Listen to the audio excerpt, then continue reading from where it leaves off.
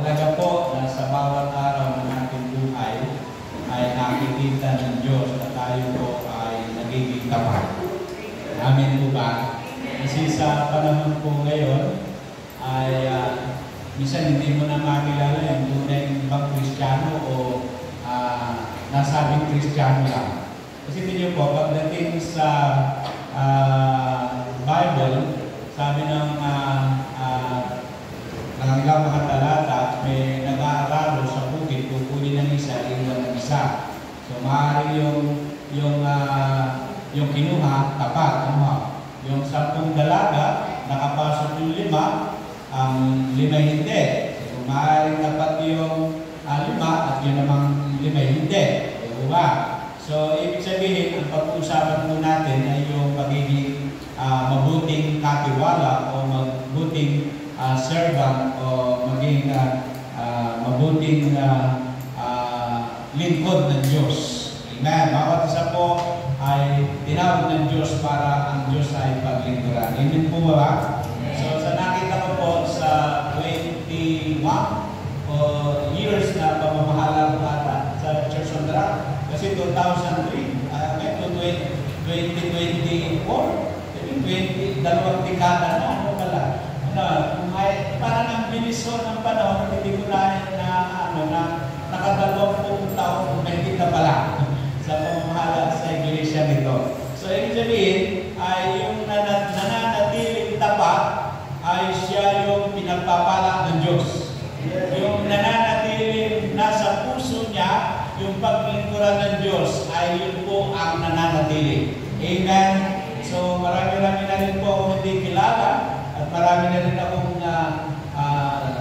imangilan-ilan na talagang naandito na pinaglaban ang dapat ipaglaban. Pero yung nanatili ang tapat ay siya yung pinagpapala. Amen. Sabi ko siya katabi, manatili ka sa katapatan at tsak na pagpapalain ka. Okay. So, sa Luke chapter 16, verse 1 to 13, basahin po natin, sinabi rin ni Jesus sa kanyang mga alagad, may taong mayaman na may isang katiwala, may nagsumbong sa kanya, nilulustay nito ang kanyang ari-arian. Kaya ipinatawag niya ang katiwala at tinanong, ano ba itong naririnig ko tungkol sa iyo? Ibigay mo sa akin ang ulat ng iyong pangasiwa sapagkat tatanggalin na kita sa iyong tungkulin. Sinabi ng katiwala sa kanyang sarili, ano ang gagawin ko? Aalisin ako sa aking amo sa pangasiwa, aalisin ako ng aking amo sa pangasiwa, hindi ko kayang magbungkal ng lupa, naiya naman ako magpalimos. Alam ko na ang aking gagawin. Maalis man ako sa pangasiwa, ay may tatanggap naman sa akin sa kanilang tahanan. Kaya isa-isa niyang tinawag ang mga may utang sa kanyang amo. Tinanong niya, ang una, magkano ang utang mo sa aking amo? Sumagot ito, 100 tapay ng langis po. Kaya sabi ng katiwala, ito ang kasulatan ng iyong pagkakautang. Dali, mapukat palitan mong gawin mo 50. Okay. At tinanong naman niya, isa, ikaw paano ang utang mo? Sumagot ito, 100 kamang trigo po. Ito ang kasulatan ng iyong pagkakautang. Sabi niya, isulat mo, 80. Pinuri ng amo ang mandarayang katiwala dahil sa katusuhan ipinamalas nito, sapagkat ang mga makasanlibutan ay mas tuso kaysa mga makadiyos sa paggamit ng mga bagay sa mundong ito. At nagpatuloy si Jesus sa pagsasalita, kaya sinabi ko sa inyo, gamitin nyo ang kayamanan ng mundong ito sa paggawa ng mabuti sa inyong mga kapwa upang maubos man yun o ngayon ay tanggapin naman kayo sa tahanang walang hanggan. Ang mapagkatiwalaan sa maliit na bagay ay mapagkakatiwalaan din sa malaking bagay. Ang mandaraya sa maliit na bagay ay mandaraya sa malaking bagay. Kaya kung hindi kayo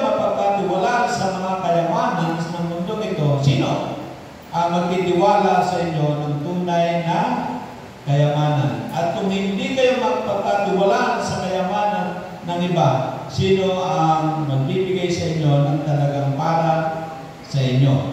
Walang alipin maaaring maglingkod sa dalawang Panginoon, sapagkat kamumuhian niya ang isa at iibigin ang dalawa.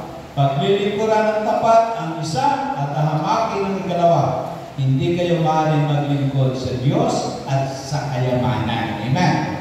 So, pagkatapos po natin sa istorya na ito, na yung tusong katiwala ay pinuri. Isipin niyo po, sabi nga, mas tuso daw, mas matatalino pa yung wala sa Diyos kaysa nasa Diyos. Amen. So, sa atin naman, bilang Kristiyano, bilang mananampalataya, mas matalino tayo kaysa sanlibutan ito o sa mundo ito. Amen. Ito bakit? Kasi may Holy Spirit. Amin ko ba? So, ibig sabihin, sa panahon kaya na natin at sa panahon na darating, ay masumpungan tayo ng Diyos na katiwa-tiwala. Yan. Kasi sabi ba, sa panahon ng pagdating ng Panginoon, ay tama po ba? Darating po ba ang Panginoon?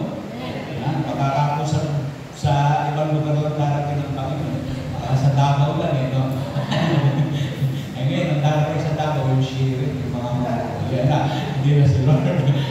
Updated na. So, ibig sabihin, tayo po yung naniniwala na darating ng Panginoon. So, sa pagdating ng Panginoon, yung hinahanap at talagang makakasama ng Panginoon, yung mga tapat. Amen. Sabi mo siya, madamit, ikaw yun.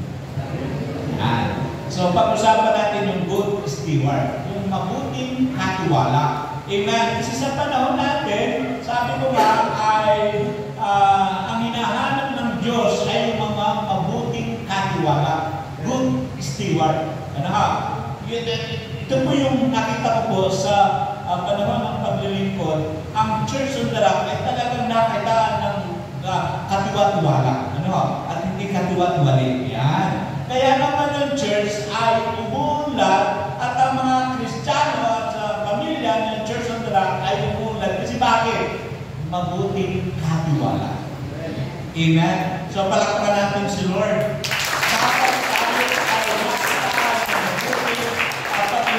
Sa Diyos. Kaya merong pinatawag na servant heart. Talaga yung puso natin ay para sa paglilingkod. Amen po ba? Ako kasi nung tinawag ng Panginoon, talagang sa Panginoon lang. Patay kung patay. Di ba? Ganun talaga yung paglilingkod. Meron kang puso na talagang para paglingkuran ng Diyos. Although po doon sa paglilingkod natin, ay may mga nasasabi ang mga tao, kasi ang tao naman hindi natin mapiplis lahat. Di ba? As a leader, as a Christian, mapiplis lang na lang talaga natin. Walang iba kundi ang Diyos. Amen. Tinitingnan ng Diyos at alam ng Diyos yung puso natin bilang mga anak ng Diyos. Meron tayong good servant o meron tayong sa puso natin ay hindi na tayo sa tao naglilingkod kundi sa Diyos. Amen po ba? Kasi pag naglingkod ka sa tao, pag nakitaan ka niyan, iiwanan ka niyan.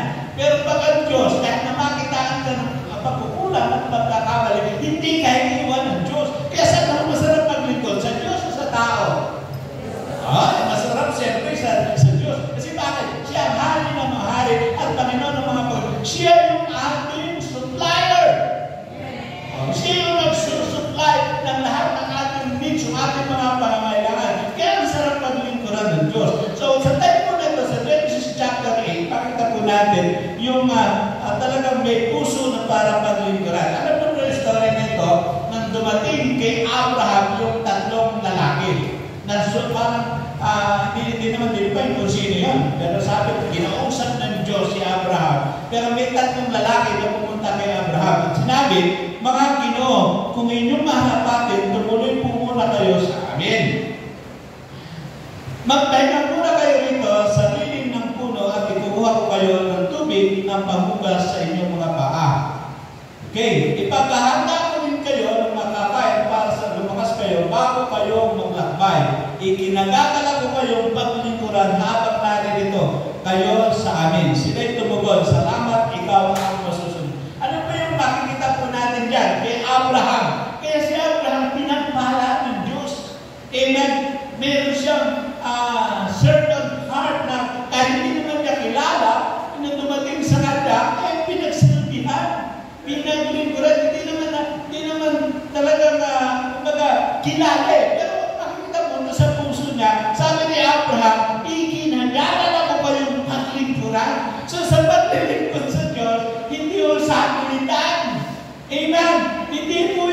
may pagkahanap ka lang magsiserve kay Lord, i-bless ka Lord, masaya maglingkod sa Panginoon kasi pinibless ka Lord, paano mo wala? Kasi Abraham sabi niya, ikinagagawa ko yung paglingkod habang kayo narito kayo sa amin. Yun po yung maganda. Amen. May mga tao na nasa harap natin, may mga tao na kasama natin, paglingkuran natin. As a pastor, as a leader, kung ano yung pinagkatiwala sa atin ng Panginoon, gawin natin ng may puso na talagang hindi nakipilitan, hindi dahil masaya ka, nagpala ka, magsiserve ka, magsiserve ka, maglilid ka, mag-worship ka, hindi. Every time o everywhere ay kailangan mong paglingkuran ng Diyos ng buong puso, masaya. Amen? May galak. Kasi may mga tao nagsiserve kayo, may napilitan namin. Sabi ka ni Pastor, mag-self-profit. Pilit, ano? Pero, hindi naman napilit, pero yung paglago, maaaring hindi, o maaaring mabagal. Pero yung may puso talaga, nagsumunod na maglingkod sa Diyos, yun agad yung may passion, may masaya sa kanyang puso, may paglingkuran. Amen? Kaya nasabi, habang ikaw ay naglilingkod sa mundong ito, i-bless ka ng Lord. Tapat si Lord, amen? Sabi nga, hindi kayo hindi ka paubaya. Kung tayo po, bawat isa sa panahon na ito ay naglilingkod sa Panginoon, alam niyo po, mga kapatid ng paglilingkod sa Diyos, kung meron o wala, maglingkod ka. Amen po ba? Amen po ba? Mayroon mga tao, kaya lang naglilingkod, may import na money. Totoo po yun. Pero masarap naman talaga maglingkod na meron din import na money. Pero, di ba, Brad, mga leader naman, di ba, masarap din naman. Kasi hindi naman habang panahon mamumuhay tayo na mag-iis hanggang wakas sa paliligtas. Amen. Hindi mo po yung para doon, yung gamit ng verse po na yun. Yung anumang sitwasyon ng buhay po natin, mananatili po tayo sa paglilingkod sa Diyos. Amen po ba? Paano naman paano tayo i-bless ng Panginoon kung makikita ng mga tao ang church ay bless kung tayo naman ang mga buhay po natin hindi nagiging ayos. Alam niyo po, pag naglilingkod ka kay Lord ng buong puso, iaayos ng Diyos yung buhay mo, iaayos ng Diyos yung finances mo, iaayos ng Diyos yung family mo. Ganun mo sa Lord Kaya si Abraham, diniless talaga ng Panginoon. Bakit? Kagalakan niya. Yun ang isang bagay na mayroong sermon heart na paglilingkod sa Diyos, kagalakan. Amen? Pwede mo maglingkod, pero walang kagalakan. Masarap mo maglingkod kasama ang Diyos na mayroong kagalakan. Amen po ba? Kung naintindihan po natin sa pagsaserve natin sa Panginoon, ano man po yung ginagawa ko sa pagsaserve kayo. Hindi lang po pastor na nagsiserve kayo, Lord. Hindi lang mga musician na nagsiserve kayo, Lord. Kahit po kayo na nag-i-invite, kahit po kayo na nasabay, na nanalangin, kahit po kayo nasabay na ginagawa nyo ang dapat nyo gawin, nagsiserve kayo kayo. Naglilinis kayo ng CR, naglilinis kayo ng upuan at ng lugar kung saan ang gawa ng Panginoon nakaready sa serve kayo kayo. Inaayos po natin. Amen? Iba't iba lang parte ng, di ba ang katawan, may iba't ibang parte, iba't iba yung ginagawa. Di ba? So, ganun din sa church. Okay? May taga-follow up, may taga-sundo, may ano pa mga ministry na meron?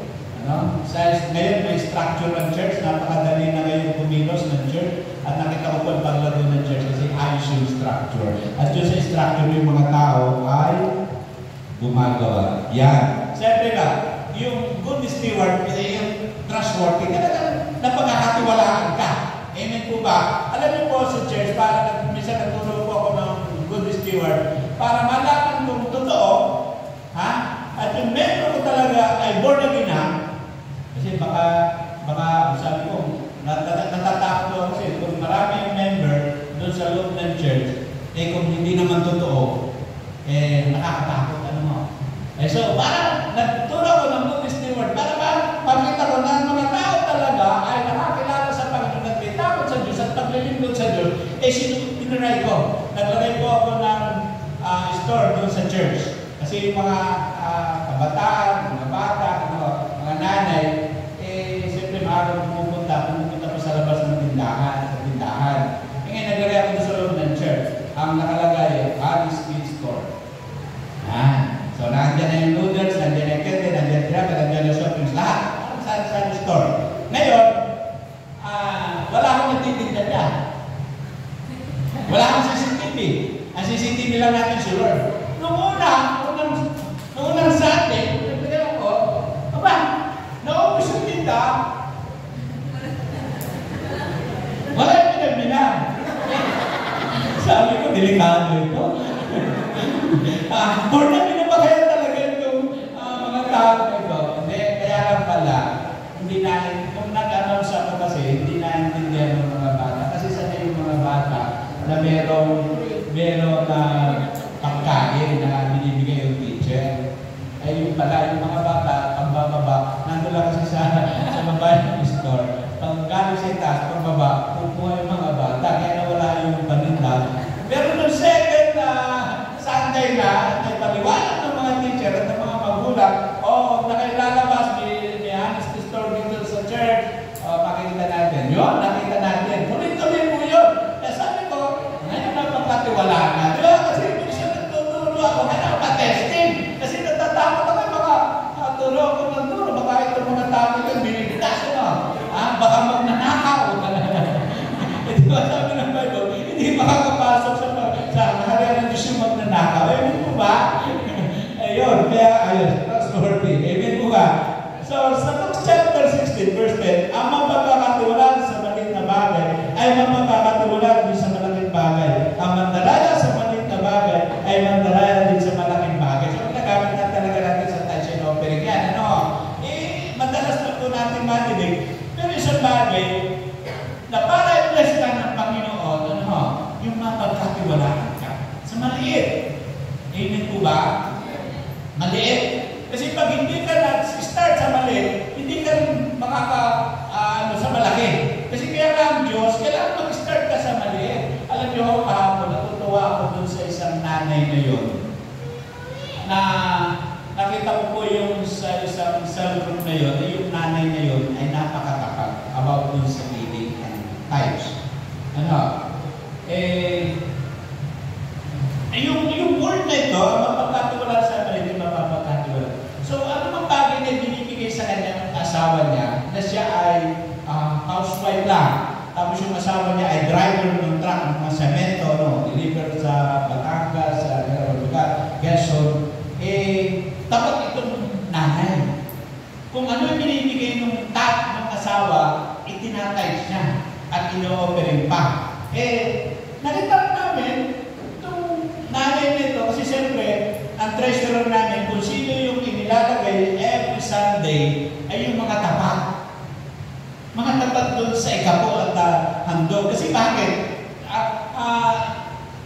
Yung nagtuturo kasi, nagtatransfer yan sa tinuturuan. Ano po? Pinausap ko yung mga treasurer, sabi ko, ang ilalagay nyo dyan ay yung mga taong tapat. Amen. Hindi yung magagaling sa salita ng Diyos. Kasi pwede maganda yung pag-deliver ng message, pag-catch sa mga tao, pero yung patutunan naman sa labas, kung sa pamilya, hindi ayos. Ibig sabihin, kaya ang treasurer, yung pinamawala ko na magkasay, kahit mga bago yan. Pero nakita po namin yung katapatan ng nanay nito. Sabi ko yung tapat ay binibless ng Panginoon. Kahapon ko nagulat ako. Mumubusina. Nasa lupa ka ng church, mumubusina. Wow! Sabi niya, Pastor, pasok yung nanay. Pastor, kasi bago ko ilabas itong sasakyan na ito, kailangan sa iyo muna. Alam ko pagkakawin sa akin. Hindi, sabi niya, kailangan Pastor pag-pray nyo. Kasi ito yung hiningi ko na habang ako'y nagsusulat ng tayo sa offering, magiging tapat ako sa iyo, Panginoon, kasi hinihingi ako sa iyo. Kaya, di pagpasok ko, paglabas ko, wow, bagong sasakyan. Bios. Bago. Tama si bago. Pagkagaling sa casa, diniretso doon sa church. Wow, pinag-pray. Kasi Kasi bakit nakita ko itong tao na ito na minsan ay 2 times ay tinayo para mag-exhort ng tension offering. Kabang-kabang hindi man ko ano sasabihin. Pero sabi na nagpatotoo lang siya na nahamon ako doon sa tinuturo ni Pastor yung katapatan sa Diyos. Ginawa niya. Ilang years lang, ando na yung bagong society. So, pwede natin palakpakan si Lord. Yung nga po sinasabi ko, pagtapat ka, ang Diyos tapat din. Ibig sabihin, pag hindi ka tapat, ibig sabihin, ang Diyos hindi rin magiging tapat sa'yo. Ganun mo ba? Diba? Kasi yung logic no? Pag ang Diyos pag ikaw ay tapat, magiging tapat din ang Diyos sa'yo. Okay? Yun, isa sa maganda na makita natin, you are examples to others. Ang good servant, mga kapatid, kailangan hindi lang sinasabi mo, na hindi nakikita sa iyo sa labas na nagiging good example ka. Nagiging magandang halimbawa ka sa loob ng church, even sa labas. Kasi Christian, mga kapatid, maraming nakakakunan sa Kristiyano kung bakit napaka-bait sa loob ng church. Napakasipag sa loob ng church. Napakagalang sa loob ng church. Paglabas, yun ang problema, no? At maraming nagreklamo ng mga magulang, bakit pag sa church ang bait-bait ko, ang sipag-sipag ko, pagdating sa tahanan, ang tamad-tamad ko. Hello? Mga anak, meron bang gano'n?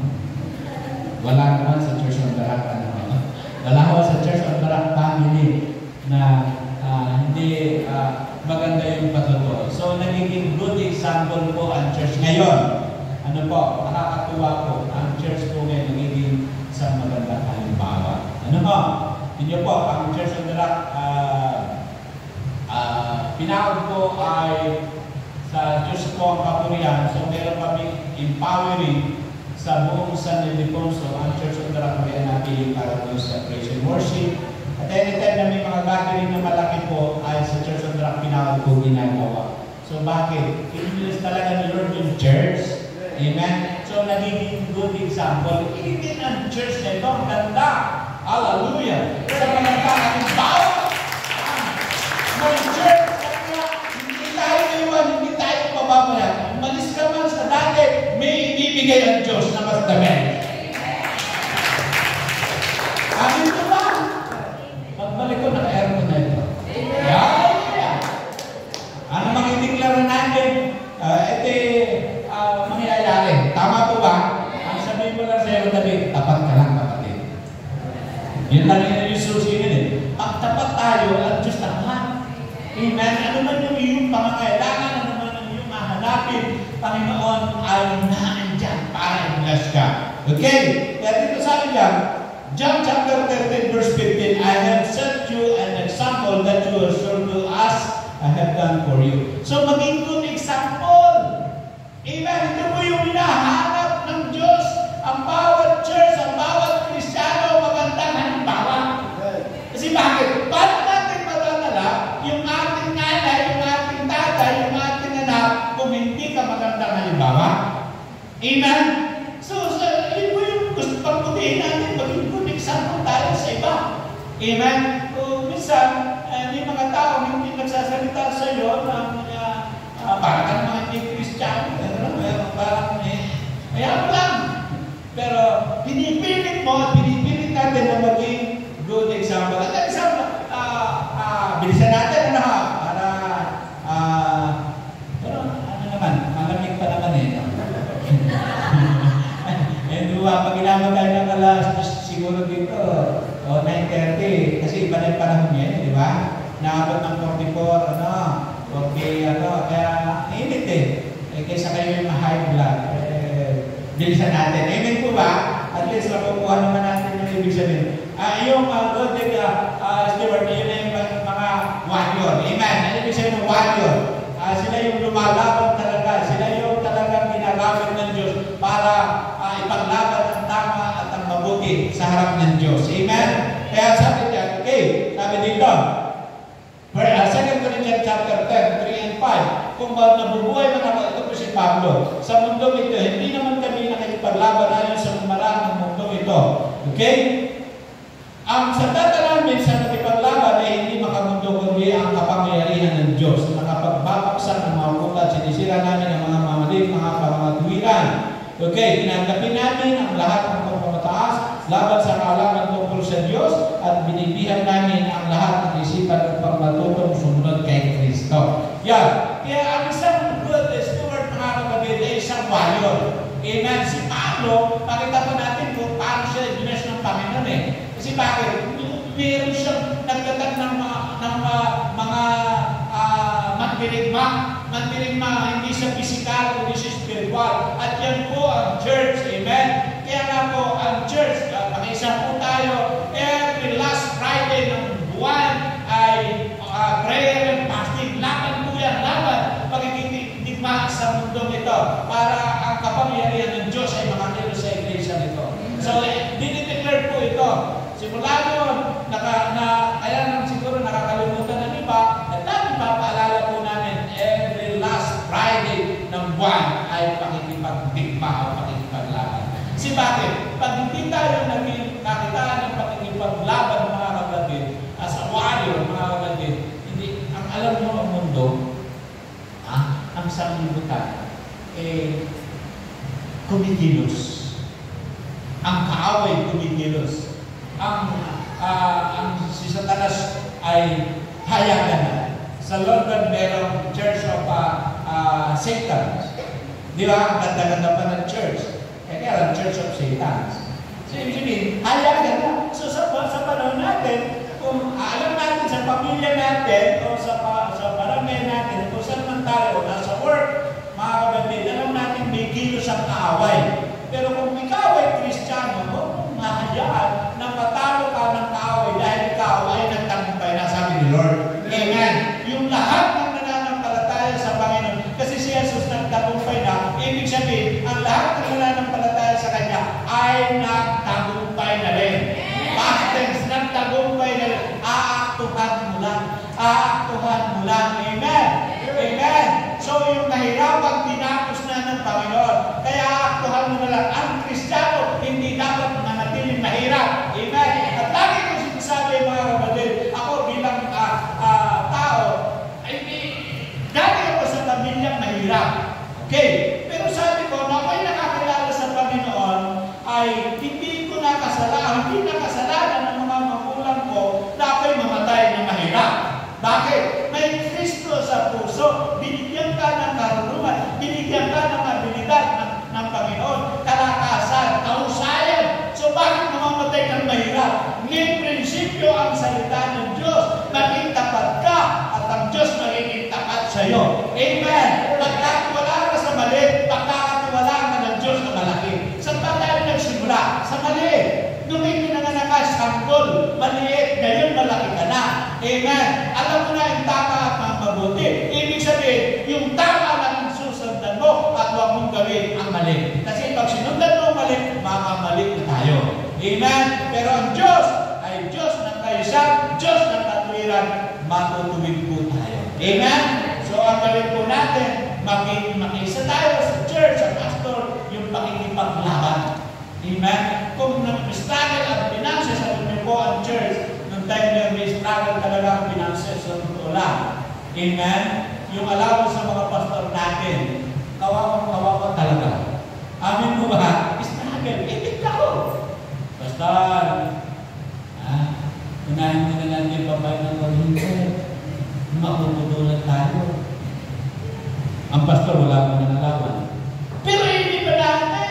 Binago natin ang tiwala na nampalataya sa Diyos bilang lingkod ng Diyos maging mabuting lingkod at ginawa ng mga lingkod ng Diyos yan. Okay, binaligtad namin, di baling maputulan, ang pastor wag lang mapuputulan ng allowance. Amen po ba? Binaligtad ko yun. Hindi mo nangyari na kailanman ang church na putulan ng kuryente, ang church nawala ng source, lalo ang bulas ng Panginoon. babalik ka rin natin. Sayang na. Kasi bakit? Nakipagdigma, nakipaglaban. Paglaban ng tama. Kasi sa Panginoon, minsan sinusubok lang tayo. May time na mayroong nag-start tayo sa finances, panghawakan natin ang mga salita ng Diyos. Amen po ba? Amen po ba mga nanay? Natin? Nakaka-relate po ba tayo sa ating pinag-uusapan ng Buddhist part, mga kapatid? Kailangan nandyan po lahat yan. Amen? May pusong handang maglingkod, may katabakan sa paglilingkod sa Panginoon, at nandun yung pakikipagbuha. Isa sa pakikipaglaban, ang tama, yan ay mabuti. Amen po ba? Okay, next. Approve, siyempre, kay Jesus. Yung ginagawa mo, approve ka. Sabi mo nga siya katabi, approve na ba talaga yung ginagawa mo kay Lord? Yan. Kaya minsan hindi yung tayo bless ng Panginoon kasi nga hindi approve. Diba? Sabi doon. Yung mapagkatiwalaan sa malit, pagkakatiwalaan sa malaki. Ibig sabihin sa malit pa lang, hindi na mapagkatiwalaan. Ano magiging approve kay Lord? Parang sa pag-load. Diba? Para ma-approve ka, kita mo okay ka. Okay yung finances mo, okay yung pagkatao mo, okay yung bagay na, kasi baka, di ba pagka hindi sa mga pag-loan, ng sasakyan, ng pera, kaya hindi ka ma-approve kasi may track record ka, pag pinaki yung record mo, di ba? Akala niyo mo, hindi na, nagagamin po yun. Kaya mga kapatid, sa paglilingkod natin sa Panginoon, talaga yung approve. Yes! Amen? Kaya nga narating natin yan eh. Kaya narating mo yan eh. Kasi bakit? Nakapagkatiwalaan ka. Mabuti yung ginagawa mo. Ayos yung buhay mo. Amen po ba? Kaya sabi God, 2 Timothy 2:15, to present yourself to God as one approved. I-present mo yung sarili mo sa Diyos, Lord. Kaya every morning, Lord. Di ba? Iniiyahan mo sarili mo sa Panginoon lang. Yeah. Salamat, Panginoon. So, yung buhay po natin, mga kapatid, ay laging dapat approve sa Diyos. Amen. Yung mga kapatid ito, pag-isip pa lang, okay ito, nag-bless. Sabi Lord, approve yan. May prayer ka. Sabi Lord, approve yan. Amen. Yung ginagawa niyan, o kaya na-approve yan, blessed. Kaya, alam niyo ba kami, may approval si Lord? Ay, sarap mo naman. Amen po ba? Sikapin mo maging kalugod-lugod sa Diyos, sa paningin ng Diyos, isang manggagawa, walang dapat ikahiya, at tama ang paggamit ng salita ng katotohanan. Ano sabi doon? Sikapin natin maging kalugod-lugod sa harapan ng Diyos o sa paningin ng Diyos. Amen? Isang manggagawa, tayo po lahat tinawag na manggagawa. Tayo lahat tinawag na servant. Diba? Tayo lahat tinawag na alipin. Mga kapatid, yung buhay natin maging kalugod-lugod sa harapan. At pag naging kalugod-lugod sa harap ng Diyos, mga kapatid, sabi ko nga, ang blessing napakadali lang. Nandyan lang yan. Pero minsan nagpipigil kasi nga, hindi pa tayo dapat bless. Pero kung approve na, okay na yung buhay mo, buhay natin, buhay ko, yun po yun. Amen po ba? Sabi ko nung una, ang church ay struggle, sa finances struggle, sa maraming bagay. Pero ngayon, nakangiti na ang mga pastor. Amen po ba? Hello? And I believe na ang church na ito magiging blessing dito sa lugar. Amen? Amen po ba? Sa family, blessing dito ang church na ito. Kasi bakit? Kasi nilagay ng Diyos ito, hindi aksidente nilagay ng Diyos ito. Plano ng Diyos yan. Amen? At pagagandahin ng Diyos yan. Kasi bakit? Magaganda ang mga anak ng Diyos. Amen. Hallelujah. At meron may mga pinapanalangin, igagawa ng Diyos yan. Amen. I declare, in Jesus' mighty name, next year, fully air connected. Hallelujah. Ang split time, wag yung pong window time. Yung window time po ay napakalakas Yung window type na 0.6 ay katumbas ng 2.5 na inverter na window type. Mas malakas pa yung window type kaysa split type. Kaya, kaya yan. Amen! Masarap ko siguro. Ano ka? At yung mga nanay na alam ko na may naka-standby lang, si Lord padadala yung mga nanay na yan na mayayaman. Amen. Kasi bakit? Siyempre, gusto mong mayayaman.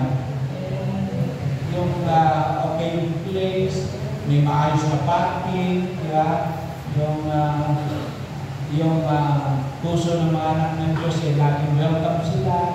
Ano ka? Ay ba? Tandaan niyo po, maging tapat lang po. Amen. Amen.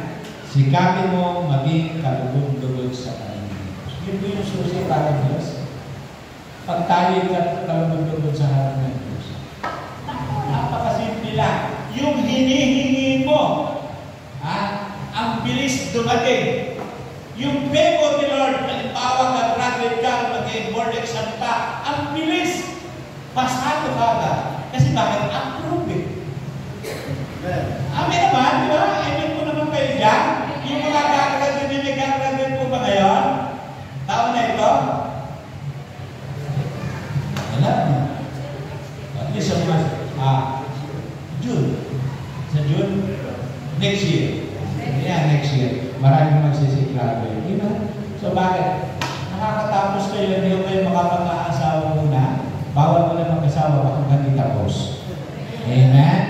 Amen po ba? Para makananay, konsuelo naman natin sa mga nanay na naghihirap at nagpapakapagod para sa kanyang mga anak. Amen? Kaya maging good example ang mga kabataan at maging approve yung buhay nyo, hindi lamang sa loob ng church, maging sa labas. Okay?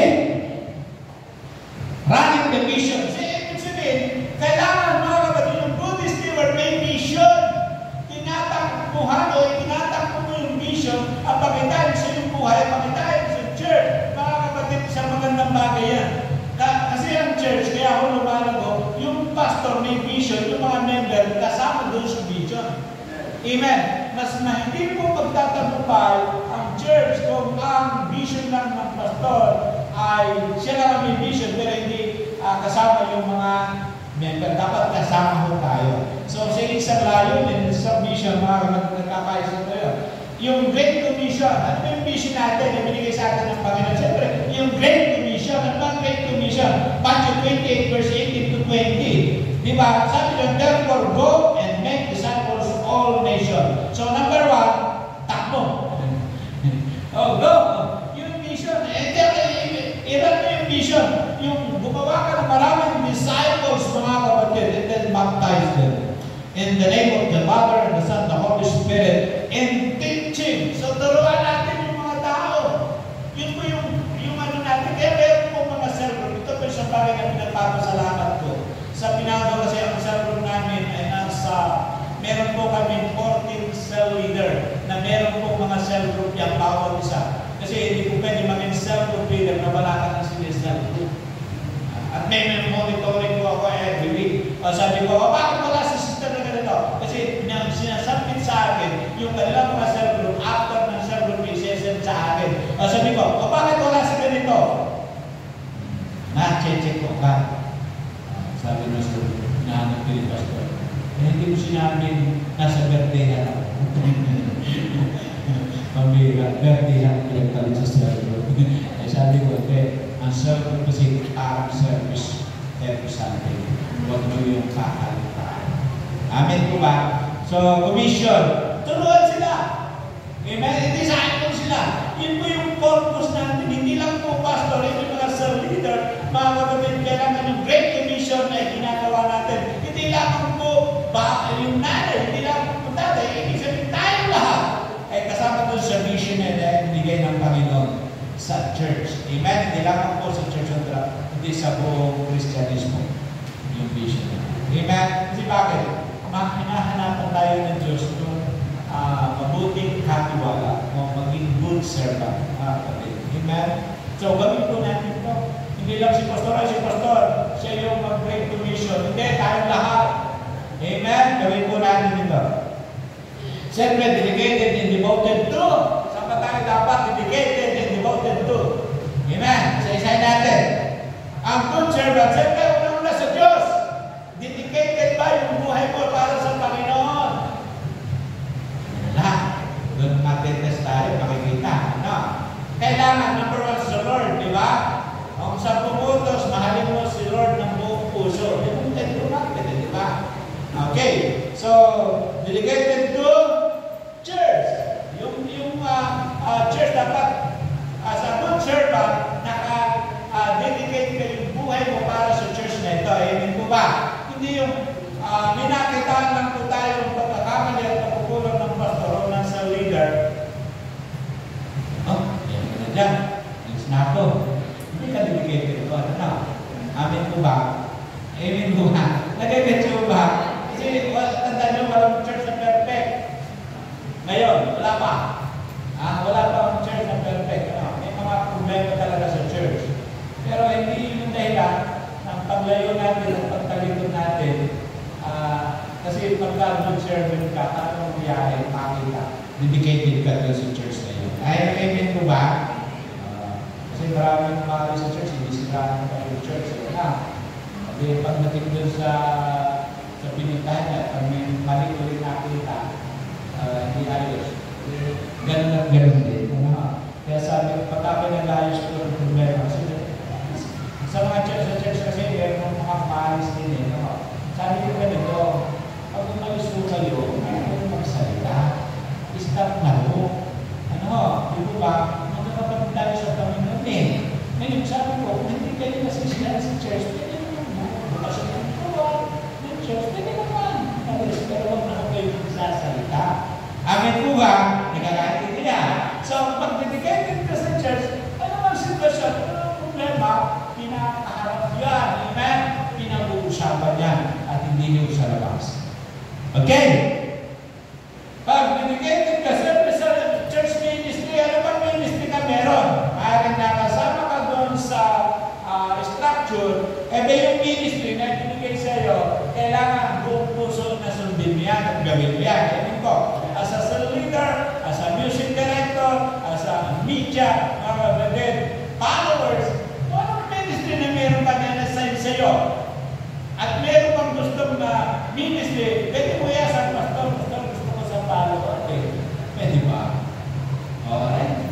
Napakasarap po niyo. Kasi kayo na po pumili ng ministry at alam mo magiging dedicated kayo kasi puso niyo. Amen po ba? Alam niyo, pagka dedicated tayo sa ministry, mga kapatid, hindi mo papapalitan.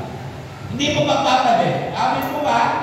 Hindi mo pababayaan kasi ministry yan eh. Kasi pinagkatiwala sa iyo ng Panginoon. Tumupunta sa ating scripture, mga kapatid. Ano ba yung tumulang na narinig ko? Ikaw hindi nakatiwa-tiwala. Katiwa-tiwali ka.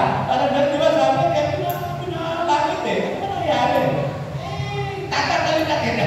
Huwag naman siguro na magtagal sa atin sa ministry. Amen po ba? Amen po ba? Kasi siguro tinawag ka para sa ministry, pagputihin natin. So, ang nawawala lang talaga pag pinababayaan natin yung ministry. Amen po ba? Kusang mawawala yan kapag pinabayaan. Amen? Hindi man mo ang pastor ang matalis, pero siguro talaga ang matalis. Meron kong ganun eh. Ayaw-ayaw kong nagkalis sa ministry. Pero kasi naawa naman ako. Pero may ano na sa ministry. Kaya mo nung wala na naman yung puso niya sa ministry, tinanggal siya ng Panginoon. Hindi na ako nahihirapan. At sinabi niya sa sarili, pastor, hindi ka na kaya ng ministry.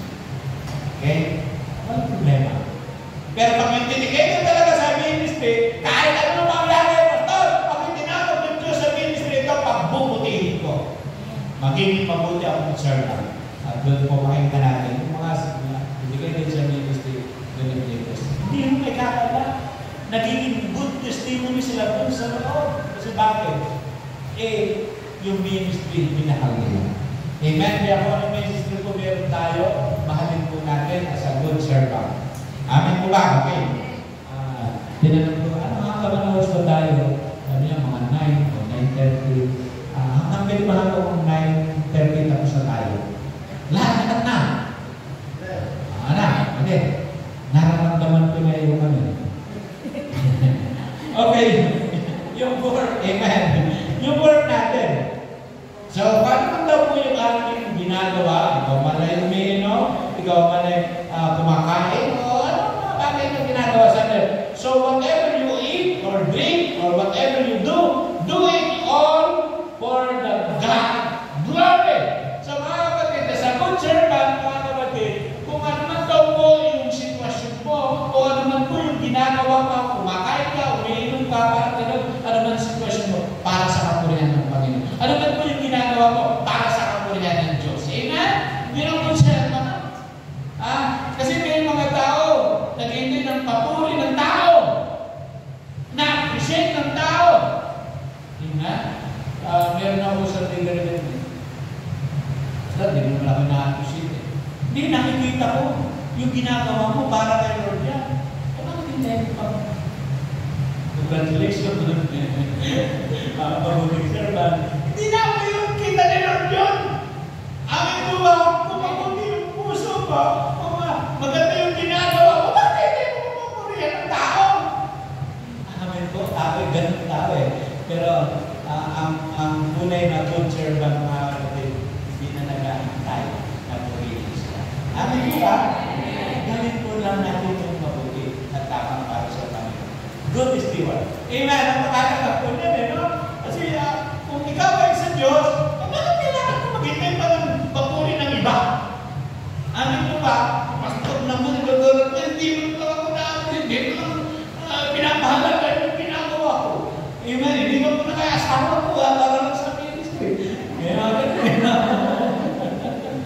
Amen ko ba? So at least, kung sa Diyos ko talaga ginagawa, tuloy ko yan. Masaya para sa Panginoon. Amen ba? Naintindihan po natin. Congratulations po. Hindi man po kayo na-appreciate ng pastor at si Lord. Na-appreciate. Ano ha? Kung bakit hindi nyo na-appreciate yung pastor nyo sa hirap ng ginagawa niya, at least hindi naman sa inyo naglilingkod. Kaya Lord naglilingkod dyan. Amen po ba? Kung kailangan nyo naman talaga na appreciation, ano ha? O may pastor sa appreciation, October yan? O di appreciate yung pastor nyo. Amen po ba? Hallelujah! Amen. So, din, tuloy po muna, tuloy lang. Sabi lang, be a good servant. Sabi dyan, yan, merong servant heart. Isa-isa na. Be a good servant, merong trustworthy. And example to others. Binuo ko lang po yung steward. Okay? Warrior for Christ. Approved by Jesus. Running up the vision. Dedicated and devoted to God be the glory. Amen. Kaya tayo ngayon. To God be the glory. So, mga kapatid, hallelujah. Napagpala tayo ng Panginoon sa umaga nito. Alam niyo po, may gagawin talaga si Lord sa inyo eh. Nararamdaman ko po yan at nakikita sa akin ng Panginoon. Kasi yung faithfulness niyo, yung katapatan niyo sa Diyos, hindi yung kayang bayaran ng mundo ito. Hindi yung kayang bayaran ng sino man. Pero si Lord, kayang tapatan yung inyong katapatan sa paglilingkod sa Panginoon. Alam niyo po, sabi ko lagi, hindi nasasayang ang bawat oras at sandali ng ating buhay na pinaglingkod natin sa Panginoon. Amen? Pahabain ng Diyos yung buhay mo dahil sa paglilingkod mo sa Panginoon. Iaayos ng Diyos yung finances mo dahil sa paglilingkod mo sa Panginoon. Ayusin ng Diyos yung family mo dahil sa paglilingkod mo sa Panginoon.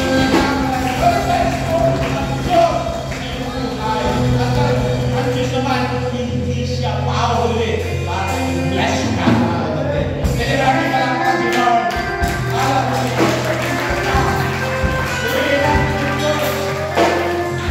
Glory!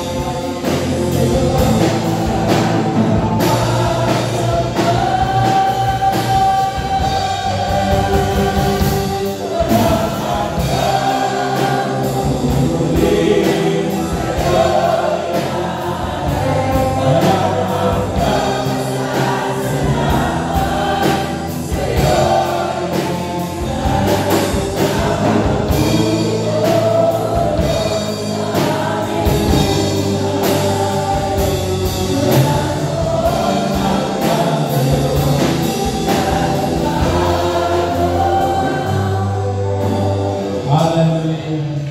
Kapatid, sa umaga nito, maaaring may struggle ka sa iyong family dahil hindi mo pa nakakasama siya sa paglilingkod sa lugaring ito.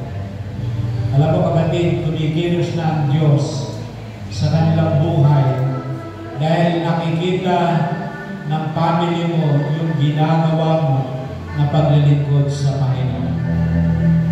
Kapatid, hindi nasasayang bawat sandali ng paglilingkod mo sa Panginoon. May ginagawa na siya doon sa pamilya. Maaaring kita pinag-struggle about finances. Pero kapatid, nakikita pa rin ng Diyos sa kabila ng lahat, nagiging tapat ka pa rin sa pagbibigay para sa Panginoon. Unti-unti, inaayos ng Diyos at tumaragas ang pagpapala yung mararanasan. Maaaring may struggle ka doon sa iyong pag-aaral, doon sa iyong trabaho. Kapatid, tandaan mo, inuuna mo ang Diyos, nagiging tapat ka sa Kanya. Sabi ng salita ng Diyos, kapag inuna mo siya, lahat ang bagay ay mawang idaragdag sa iyo. Salamat, Panginoon. Salamat, Panginoon. Hallelujah. Sa kanilang mga panalangin, sa kanilang minimigay.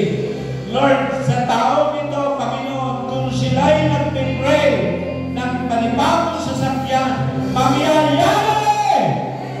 Dahil tapat ka at dahil tapat sila, Panginoon, may puso sila para paglingkuran at magamit ang mga sasakyan na ito para sa kalwalatian at karangalan na hinagay ang pangalan ay ipagkakaloob ko at ito po'y pinapasalamatan namin.